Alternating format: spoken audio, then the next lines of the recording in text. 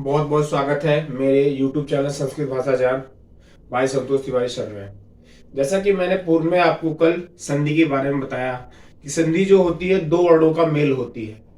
दो वर्णों के मेल से संधि बनती है और संधि से बने शब्द को अलग अलग करने की जो विधि है उसको हम संधि विच्छेद के नाम से जानते हैं। और दो शब्दों को जो वर्ण आपस में जुड़ते हैं तो उसको संहिता के नाम से जानते हैं। इसकी चर्चा हम कर चुके हैं, लेकिन अगर आपको संधि को अच्छे से जो है समझना है तो जब तक 14 माहेश्वर सूत्र आपको याद नहीं होंगे और उन सूत्रों के साथ अगर आपको प्रत्याहार बनाना नहीं आता है तब तक आप संधि को सही से समझ नहीं सकते हैं।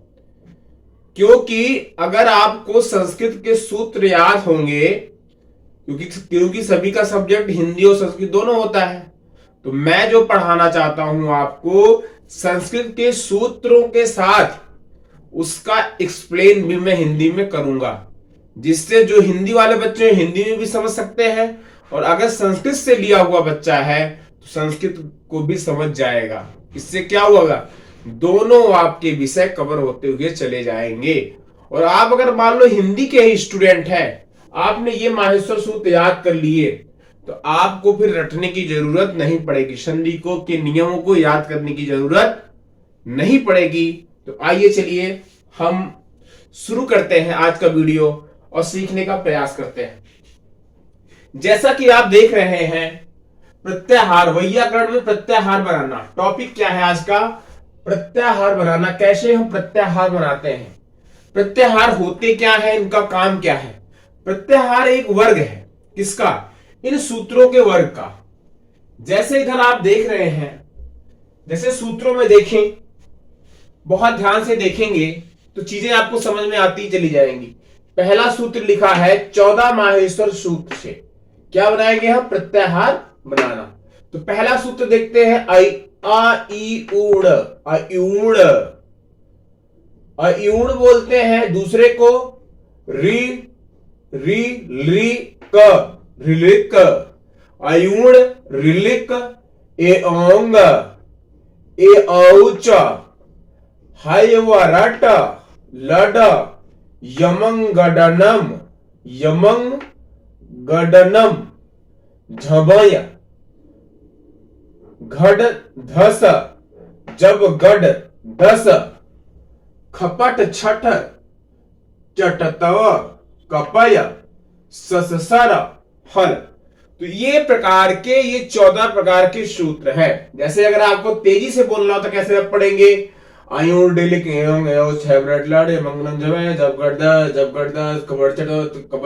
हल। इस प्रकार से आपको अगर याद हो गया है तो आप धड़ाधड़ बोलते हुए चले जाएंगे। बस प्रयास करेंगे 10 से 15 बार तो ये सूत्र तो बड़े आराम से आपको याद हो जाएंगे।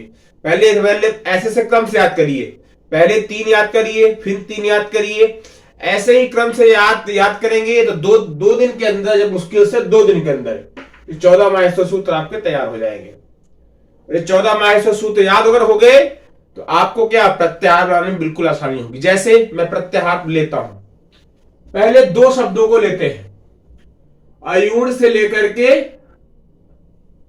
रिलिक तक।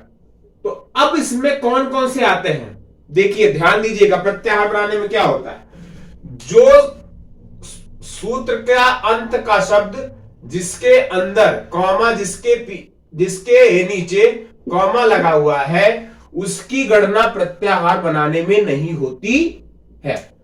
तो हम मान लो इन दोनों सूत्रों का बना रहे हैं, आ ई उ ड़, और कौन से हैं, रिलिक। अब इन्हीं दोनों का प्रत्याहार हमको बनाना है। तो कैसे बनाएंगे, ये लास्ट के हमको हटाने पड़ेंगे, ये मतलब हट जाएगा और ये हट जाएगा, बचेगा क्या फिर, आ बचा, ई बचा, ऊ बचा, री बचा और ली बचा। कितने बचे, ये बचे, लास्ट का ये कॉमा करने वाला नहीं बचेगा, लास्ट का कॉमा करने वाला ये नहीं बचेगा। अब बचा 3, इसमें बचा 2, इसमें बचा 5 बचे। तो आ ई उ री और री, ये 5 बचे। अब यह कौन से प्रत्याहार कहलाएंगे? अगर इनका नाम बोला जाए तो इनका इन प्रत्याहार का नाम क्या होगा? ध्यान देंगे, इनको बोलेंगे अक। पहला वाला लेंगे और लास्ट का लेंगे। लास्ट का यह कौन सा प्रत्याहार माना जाएगा?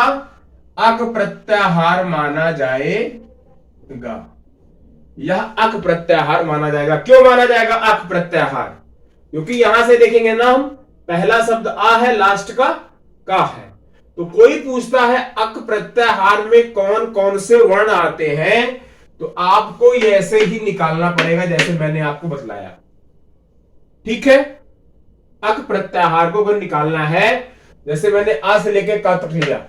अब मान लो अगर पूछ लेता, वो पूछ लेता आ से लेकर के ए औच तक निकालिए। आ से लेकर के ए औच मतलब अच ना, अच, अयूड रिलिक एवं ए औच। अगर अच पूछ लेता तब क्या होता? देखिए, ये अक जो है, ये अक जो प्रत्यय आपका बना, इसको आप और अगर विस्तृत में करना चाहें, मान लो कह दिया अच। अच का मतलब भी क्या होता है? स्वर। अच अगर बोल दिया गया तो मतलब कि सारे स्वर उसी में आ जाते हैं। कैसे आ जाते हैं मैं आपको बतलाता हूं। अब अच के अंतर्गत कौन कौन से आएंगे, यहां से देखते आएंगे। पहले ये तो आ जाएगा, तो लिख लो इसको। आ गया, ई आ गया, उ आ गया, री आ गया और ली आ गया। ये इतना आ गया। लास्ट के हमको कट कर देने हैं। आ ई उ, देखे जो आ ई उ हो गया, रीली हो गया। अगले में क्या है, यहां चा तक लेना है हमको, तो ए ओ, इसमें और जोड़ो, ए ओ, ए ओ हो गया। अब ए आउ, ए आउ, ए तो लिखा है तो सिर्फ हम औ को लिखेंगे। मान लो ए और लिख लो बार, ए आउ।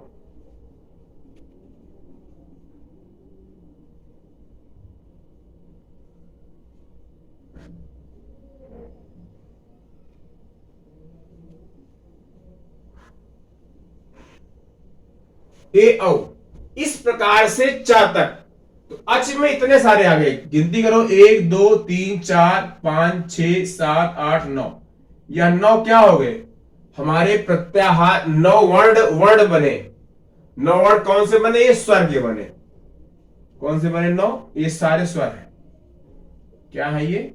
स्वर। कोई शॉर्ट में पूछता है स्वर कितने हैं संस्कृत में माहेश्वर सूत्र के अनुसार, तो आप तुरंत का तुरंत बोल देंगे क्या? अच। अच प्रत्याहार के अंतर्गत जितने भी आते हैं वर्ण, वो सारे के सारे स्वर हैं। आप उनको इस सूत्र के माध्यम से समझा भी सकते हैं। अब अच के बाद जो हैवरट सूत्र से चालू होता है, हैवरट सूत्र से लेकर के, हैवरट सूत्र से लेकर के हल तक सारे के सारे क्या है? सारे के सारे व्यंजन हैवरट से लेते हैं हल। अब हल प्रत्याहार में क्या क्या आते हैं देखते जाना आप। हल प्रत्याहार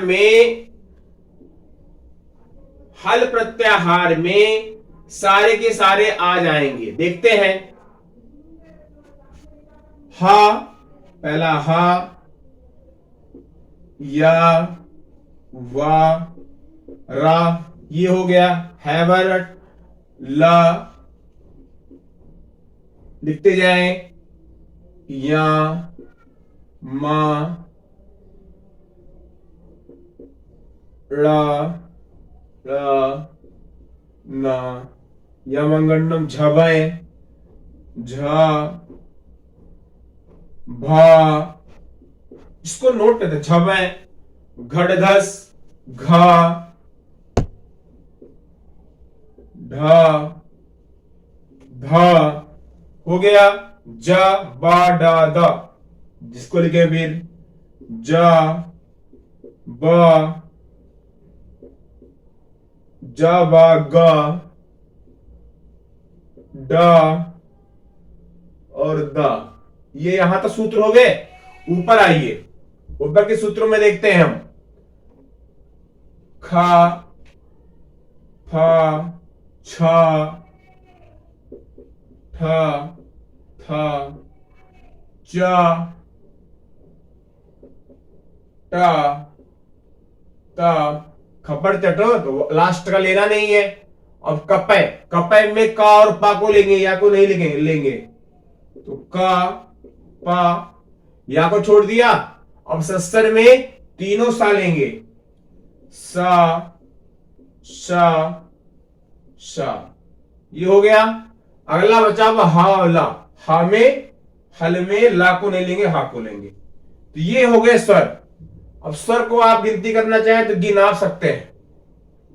1 2 3 4 5 6 7 8 9 10 11 12 13 14 15 16 17 18 19 20 21 22 23 24 25 26 27 28 29 30 31 32 33 34, लगभग 34, लगभग 34, 34 क्या आ रहे हैं? व्यंजन आ रहे हैं।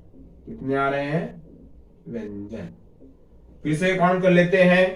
3 3 6, 6 3 9 1 10 11 12 13 14 15 16 17 18 19 20 21 22 23 24 25 26 27 28 29 30 31 32 33 34, तो 34 व्यंजन और 9 स्वर।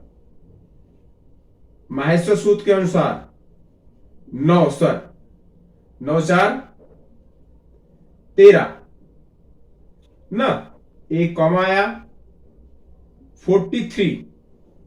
माहेश्वर सूत्र के अनुसार से अगर पूछा जाए तो संख्या कितनी है स्वर और व्यंजन को मिला करके, अगर हल और अच की बात की जाए तो 43 आती। कितनी आती है? 43। लेकिन यह किसके अनुसार है? माहेश्वर सूत्र के अनुसार। माहेश्वर सूत्र के अनुसार, माहेश्वर सूत्र के अनुसार, माहेश्वर सूत्र के अनुसार ये संख्या है। और भी संख्याएं आपकी एडिशनल मतलब जोड़ी जाती हैं। कब कब जोड़ी जाती हैं? जब संयुक्त व्यंजन बनता है, जब इसी व्यंजन से दीर्घ दीर्घ जो है स्वर बनता है, तब संख्याएं बढ़ जाती हैं। जैसा कि आपको पूर्व में मैंने पढ़ाते हुए वर्ण विचार बताया है। लेकिन माहेश्वर सूत्रों के अनुसार यही है, 34 व्यंजन है और 9 जो है स्वर है। इस प्रकार से हमने आज 2 चीज सीखी। अगर आपने हल बोल दिया, हल बोलने का मतलब क्या हो गया? व्यंजन, सारे के सारे व्यंजन आ जाएंगे। और अगर आपने अच बोल दिया तो सारे के सारे स्वर आ जाएंगे। अच बोलने का मतलब स्वर, हल बोलने का मतलब व्यंजन। तो ये बहुत ही सुंदर वीडियो है।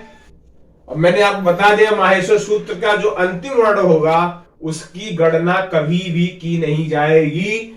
प्रत्याहार बनाते समय इस बात को नोट कर लीजिए, लिखिए या लिख लीजिए, नोट में लिख लो, सूत्र के अंतिम वर्ण की गणना नहीं की जाती। वर्ण की गणना प्रत्याहार बनाते समय